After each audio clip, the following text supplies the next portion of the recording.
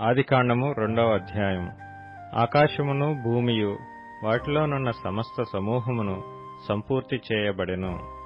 దేవుడు తాను చేసిన తన పని 7వ దినములోగా సంపూర్తి చేసి, తాను చేసిన తన పని అంతటి నుండి 7వ దినమున విశ్రమించెను. కాబట్టి దేవుడు ఆ 7వ దినమును ఆశీర్వదించి పరిశుద్ధపరచెను. ఎలయనగా దానిలో దేవుడు తాను చేసినట్టియు సృజించినట్టియు తన పని అంతటి నుండి విశ్రమించెను. దేవుడైన యెహోవా భూమిని ఆకాశమును చేసిన దినమందు భూమి ఆకాశములు సృజించబడినప్పుడు వాటి వాటి ఉత్పత్తి క్రమము ఇదే. అది వరకు పొలమందలి ఏ పొదయు భూమి మీద నుండలేదు, పొలమందలి ఏ చెట్టును మొలవలేదు. ఏలయనగా దేవుడైన యెహోవా భూమి మీద వాన కురిపించలేదు, నేలను సేద్యపరచుటకు నరుడు లేడు. అయితే ఆవిరి భూమి నుండి లేచి నేల అంతటినీ తడిపెను. దేవుడైన యెహోవా నేల మంటితో నరుని నిర్మించి వాని నాసికా రంధ్రములలో జీవవాయువును ఊదగా నరుడు జీవాత్మ ఆయెను. దేవుడైన యెహోవా తూర్పున ఏదెనులో ఒక తోట వేసి తాను నిర్మించిన నరుని దానిలో ఉంచెను. మరియు దేవుడైన యెహోవా చూపునకు రమ్యమైనదియు ఆహారమునకు మంచిదియునైన ప్రతి వృక్షమును, ఆ తోట మధ్యను జీవ వృక్షమును, మంచి చెడ్డల తెలివినిచ్చు వృక్షమును నేల నుండి మొలిపించెను. మరియు ఆ తోటను తడుపుటకు ఏదెనులో నుండి ఒక నది బయలుదేరి అక్కడి నుండి చీలిపోయి 4 శాఖలాయెను. మొదటి దాని పేరు పీషోను. అది హవీలా దేశమంతటి చుట్టూ పారుచున్నది. అక్కడ బంగారమున్నది. ఆ దేశపు బంగారము శ్రేష్టమైనది. అక్కడ బోళమును గోమేధికములను దొరుకును. రెండవ నది పేరు గీహోను. అది కూషు దేశమంతటి చుట్టూ పారుచున్నది. మూడవ నది పేరు హిద్దెకెలు.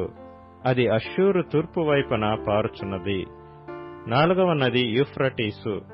మరియు దేవుడైన యెహోవా నరుని తీసుకొని ఏదెను తోటను సేద్యపరచుటకును దాని కాచుటకును దానిలో ఉంచెను.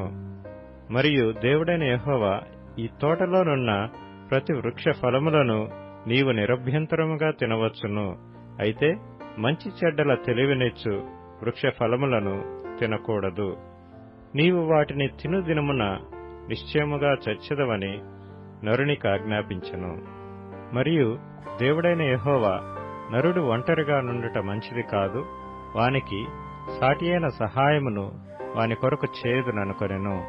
దేవుడైన యెహోవా ప్రతి భూ జంతువును ప్రతి ఆకాశ పక్షిని నేల నుండి నిర్మించి ఆదాము వాటికి ఏ పేరు పెట్టునో చూచుటకు అతని యొద్దకు వాటిని రప్పించెను. జీవము గల ప్రతి దానికి ఆదాము ఏ పేరు పెట్టెనో ఆ పేరు దానికి కలిగెను. అప్పుడు ఆదాము సమస్త పశువులకును ఆకాశ పక్షులకును సమస్త భూ జంతువులకును పేర్లు పెట్టెను. అయినను ఆదామునకు సాటియైన సహాయము అతనికి లేకపోయెను. అప్పుడు దేవుడైన యెహోవా ఆదామునకు గాఢ నిద్ర కలుగచేసి అతడు నిద్రించినప్పుడు అతని ప్రక్కటెముకలలో ఒకదానిని తీసి ఆ చోటును మాంసముతో పూడ్చివేసెను. తరువాత దేవుడైన యెహోవా తాను ఆదాము నుండి తీసిన ప్రక్కటెముకను స్త్రీనిగా నిర్మించి ఆమెను ఆదాము నొద్దకు తీసుకొని వచ్చెను. అప్పుడు ఆదాము ఇట్లనెను, నా ఎముకలలో ఒక ఎముక, నా మాంసములో మాంసము, ఇది నరునిలో నుండి తీయబడెను గనుక నారి అనబడును. కాబట్టి పురుషుడు తన తండ్రిని తన తల్లిని విడిచి తన భార్యను హత్తుకొనును, వారు ఏక శరీరమై యుందురు. అప్పుడు ఆదామును అతని భార్యయు వారిద్దరూ దిగంబరులుగా నుండిరి. అయితే వారు సిగ్గు ఎరుగక యుండిరి.